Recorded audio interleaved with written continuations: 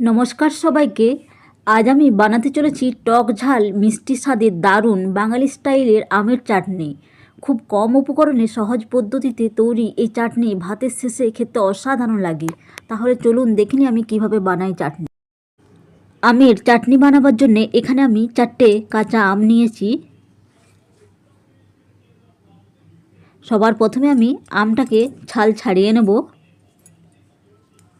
আমগুলোর আমি ছাল ছাড়িয়ে নিয়েছি, এরপর আমি কেটে নেব। আর আমগুলোকে আমি ছোট ছোট করে কেটে নিয়েছি, আঠিগুলোকে বাদ দিয়ে দিয়েছি। আর এইভাবে ছোট ছোট করে আমি কেটেছি আমগুলো। এরপর আমি সবার প্রথমে একটা মশলা বানিয়ে নেব। এর জন্যে কড়াইতে আমি নিয়ে নিলাম গোটা জিরে, আর দিয়ে দিচ্ছি শুকনো লঙ্কা। আর এটাকে আমি ভেজে নেব শুকনো খোলায়, 2-3 মিনিটের মতো ভেজে নেব।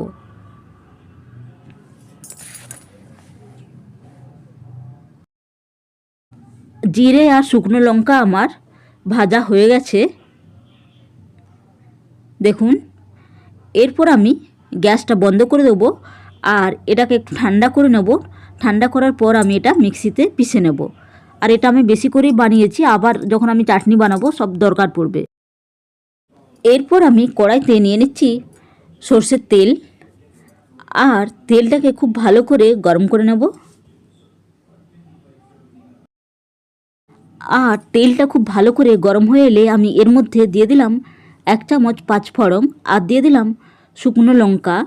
আর ফোড়নটাকে জ্বলে উঠতে দেবো। আর ফোড়ন জ্বলে উঠলে আমি এর মধ্যে দিয়ে দিচ্ছি ধুয়ে রাখা আম।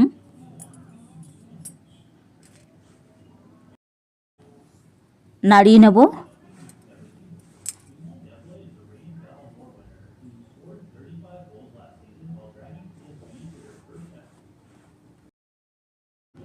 এরপর আমি এর মধ্যে দিয়ে দিচ্ছি স্বাদ মতো নুন।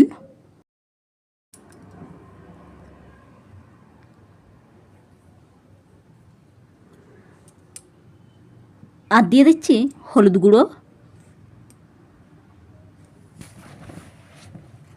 নাড়িয়ে নেব।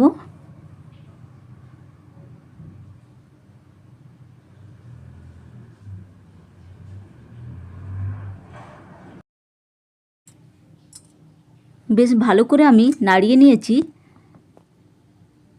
এই সময় আমি একটু সামান্য একটু জল দিয়ে দেবো।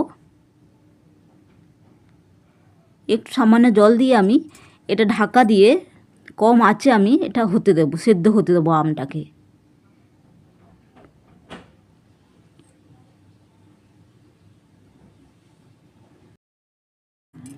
ঢাকা খুলে দেখে নিচ্ছি আমার আমটা সেদ্ধ হয়েছে কি না।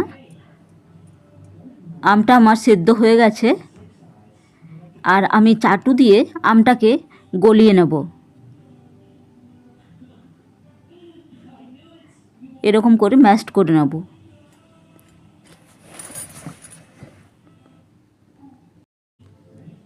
চাটু দিয়ে গলিয়ে নেওয়ার পর আমটা আমার অনেকটাই মোটা লাগছে। চাটনি আবার খুব বেশি মোটাও পছন্দ নয়, আবার খুব বেশি পাতলাও পছন্দ নয়। এই সময় আমি একটু সামান্য এর মধ্যে জল দিয়ে দিলাম। তো আপনাদের যদি আর একটু বেশি পাতলা খেতে মনে হয় তাহলে আর একটু বেশি জল দিতে পারেন। আমি বেশি পাতলাও বানাচ্ছি না, আবার বেশি মোটাও নয়। এরপর আমি এটাকে ফুটে উঠতে দেবো।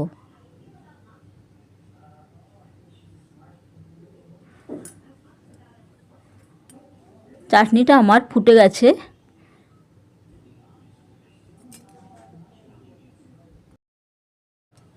এই সময় আমি এর মধ্যে দিয়ে দিচ্ছি চিনি। মিষ্টিটাও আপনারা আপনাদের হিসেব মতন দেবেন, যেমন মিষ্টি খেতে পছন্দ সেই হিসেবে দেবেন। আমাদের আবার খুব বেশি মিষ্টি পছন্দ নয়, একটু টক টক চাটনিটা একটু বেশি পছন্দ। আমি আমাদের হিসেব মতন চিনি দিলাম। আপনারা আপনাদের হিসেব মতন চিনির কম বেশি করে নিতে পারেন। এরপর চিনিটা দেওয়ার পর আমি আবার কিছুক্ষণ ফুটিয়ে নেব চাটনিটাকে।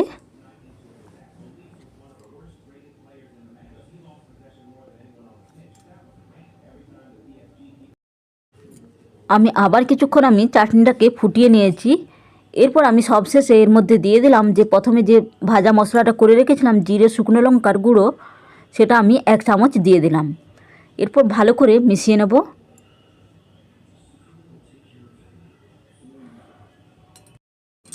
আমি জানি আমার বন্ধুরা সবাই খুব ভালো চাটনি বানায়, তা একবার বানিয়ে খাবেন বন্ধুরা, খেতে অসাধারণ লাগে চাটনি আমের। মশলাটা দেওয়ার পর আমি আবার কিছুক্ষণ চাটনিটাকে ফুটিয়ে নিয়েছি।